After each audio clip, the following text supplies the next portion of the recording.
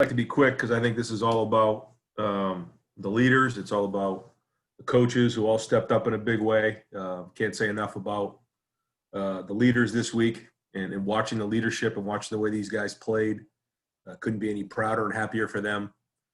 Seeing guys like, Justin and Wyatt and Sean Wade step up, making a huge interception. Haskell Garrett with the, huge play. There was a lot of big plays that were made in that game. Watching Trey Sermon show up in a big way. It was really fun to watch. I thought Drew Crispin had two really big punts in the game that got down inside the 5-yard line. That was really huge. And then just the coaching staff. I mean, I couldn't, be prouder of a coaching staff to watch Larry Johnson rally the team, to Kevin Wilson this week drive the offense, Greg Stajawa with the offensive line situation, Mickey Marotti, Kerry Combs down, Craig Madison. We're down 4 full-time coaches this week.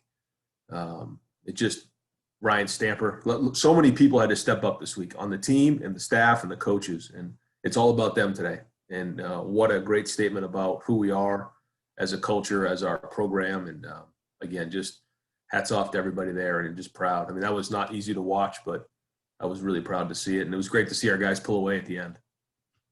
All right, we'll take just a few questions. Let's go with Austin Ward, Leonard Monroe. Ryan, when you talk about, the difficulty that everybody's gone through, you're not entirely out of the woods here. I don't know how much you could say, but how many players could be back? Do you have any doubts about playing next Saturday? What is the kind of the next step now as you guys try to get to the finish line? I'm hoping we start getting some guys back. We had a big number there, and I get going here on Monday, and we get some of the coaches back, and we starting to get some of these guys back in the building. And I think that's huge. And as long as we continue to do a great job like we've done, if you look at what we've done for the last, 4 or 5 months, it's been excellent. We had this one mini outbreak that was hard. We managed it. We did a great job, and here we are. So I'm hoping that's the worst part is behind us, and we can look forward. We'll go to Doug Lamarice, Cleveland.com. Ryan, I asked Justin about this. He had a couple throwaways today after the Indiana game where maybe he forced a couple plays. What were the conversations like between the coaches and Justin? And were some of those throwaways today a result of maybe some of the conversations the past couple weeks? Sure. Yeah. I mean, he knows what happened in the Indiana game, and he had to sit on it. And then we don't have the Illinois game. He has to sit on it for another week. So that was not easy for him. He's so competitive. And you could just see today the way he attacked the game. Just on that one run, chasing down the guy, cutting him off on a long run. I mean, that was just amazing. Some of those creative plays he made with his feet, throws he made down the field. I thought he played really gutsy in a situation where we had to be really careful with the offensive line and what we were doing. And I thought Kevin called a great game, but Justin played gutsy. And like you said, he made great decisions. It wasn't always easy, but he threw the ball away when he needed to. And I thought he took a huge step today. Thank you. All right, Jared Smalley, WCMH. Ryan, I'm just asking because I'm sure fans are curious. How are you as a viewer? How did you watch this game? How did you go about it? Were you able to sit down? Did you have any food beside you? Were you grading the tape as you went along? Just walk us through mentally how you handled this. I took a lot of notes. I yelled a lot. I got really, really excited on some other plays. Certainly Haskell's play, I was running around the house. Other ones I was screaming and yelling.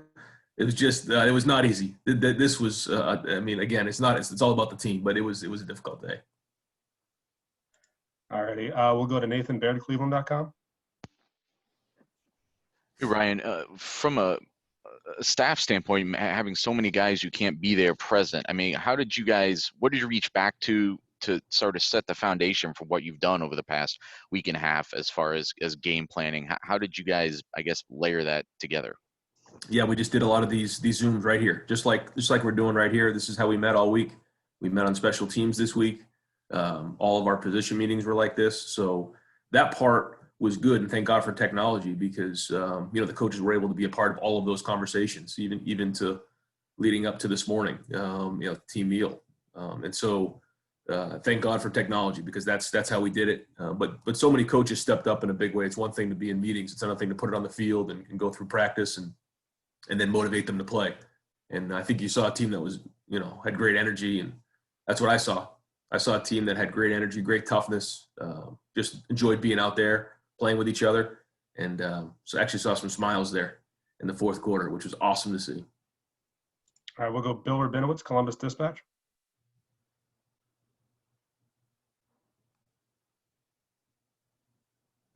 No position group was hit harder than the offensive line. And that's a line, a unit that needs cohesion so much. How do you think they played, and what was that like trying to get them prepared this week? Yeah, I mean, Coach Stud, Greg did a great job all week. And I thought watching it just from watching it the way I watched it, I thought they battled. Was it perfect? I'm sure it wasn't perfect, but they battled. And having really one guy play the same position he played the last game, that was Wyatt. Harry had to move, and some other guys were in their first start, Max, Matt, DeJuan Jones, and even I saw Enoch in there. And so it was just great to see those guys battling in there. It was good to see some young guys, Mayan run at the end. It was good to see, Ronnie Hickman running around making some tackles. It was just good to see Dallas Gant, guys step up. Bryson Shaw was out there. I mean, there was some fresh faces out there, which was a good thing. And I think now we can get on the field and continue to build depth. I think it's just going to keep building this team and the character that we have. All right, we'll go with two more. Start with Bill Landis, The Athletic. Hey, Ryan. Justin was saying he felt like he had to maybe take his preparation a step forward or take the role that he has in the room a step forward with you and Corey out this week. I'm just curious how you saw that kind of take shape. I know you weren't in the same room as him, but how did he handle that? Yeah, we had all our meetings leading up to practice, but once practice was going on, it was weird. It was like you just had to let him go, and that's hard. But I thought Keenan Bailey stepped in and did a really good job keeping that group together this week. But I thought Kevin Wilson was awesome. Put a lot of hard work into this week. The scout team, making sure that was right, making sure the looks were right, just driving the offense. And I think Kevin Wilson deserved a lot of credit for everything that went on. But at the end of the day, players play, and Justin stepped up in a big way. And I thought he took another step in leadership too. Again, I wasn't there, but listening to different people talk, it looks like he really made himself heard. And that's a big part of being a leader. It's one thing to see or have yourself seen, but you got to be felt and you got to be heard. And I think he's taken more and more steps to be that leader. All right, we'll go to Adam Rittenberg, ESPN. Ryan, I don't know if you have any information, but do you have any sense yet on next week in the game? And have you heard anything from Gene or any sense just because of obviously the situation at Michigan? No, I haven't. All right, we'll wrap it up with Kyle Rowland, Toledo Blade. Hey, Ryan, the decision to make Larry Johnson the interim coach, did that come from you, and just what went into that decision? Why? Yep. This was something that was made a long time ago, when he was his title as associate head coach, and, had that conversation with Gene right off the bat when I took the job. You just never know what's going to happen in today's day and age. And then obviously this year we have all these contingency plans that were already been talked about since the preseason. And it's something I feel strong about. I think Larry has great leadership. Larry understands how to motivate a team. When he stands in front of the team, the guys listen. I think his leadership had a big part of really how well our team played today and the energy that they played with. And couldn't be happier for him to see him get the Gatorade bath at the end. I had a tear in my eye. I know that he's been through a lot this year. We've all been through a lot, but to see that moment for him and for this team was special. Hey, Mike, could I hop in real quick? Go ahead, Clay. Thank you. Yeah. Oh, go ahead. Down the road, this is going to be seen as a special moment in Ohio State football history. A team takes off at 9:00 at night without 23 guys. They go on the road and they win 52-10.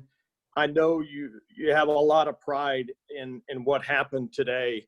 And that moment for Larry, as you said, you had a tear in your eye that he got to, he has that W maybe in the left column now. Yeah, I mean, we take a lot of pride in being Buckeyes, and there's so much emotion into the season, and so to see the team rally together in this moment, we certainly have a lot more football to play, but we live to see another day. And with these kind of challenges and the adversity that we've been through, I think it's a moment, and it's something that everybody needs to enjoy tonight. And then we're on to the team up north. Appreciate All right, it. Coach. Thank you very much. Appreciate your time. Thanks, guys.